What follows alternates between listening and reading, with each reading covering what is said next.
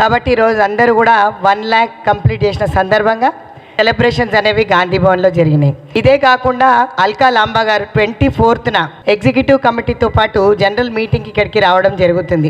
ఈరోజు బీఆర్ఎస్ పార్టీయే కానీ బీజేపీ పార్టీయే కానీ ఆ గురించి మాట్లాడే కన్నా కూడా మహిళా సాధికత అని మాట్లాడినారు. అవి ఎక్కడ ఉంది అని నేను అడుగుతున్నా.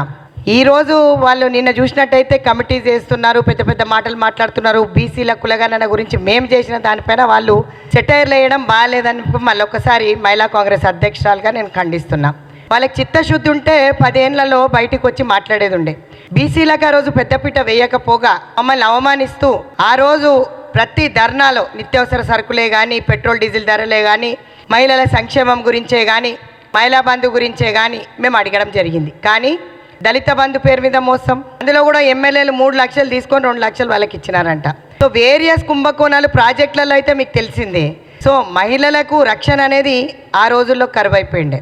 కానీ ఈరోజు మళ్ళీ ఒకసారి మీ అందరికీ తెలియజేస్తుంది ఏమనగా, ఆల్ ఇండియా మహిళా కాంగ్రెస్ అధ్యక్షురాలు 24న వస్తుంది కాబట్టి ప్రతి ఒక్క సోదరుమణికి శుభాకాంక్షలు తెలుస్తూ అందరినీ ఆహ్వానిస్తూ ఈరోజు ప్రెస్ మీట్ పెట్టడం జరిగింది.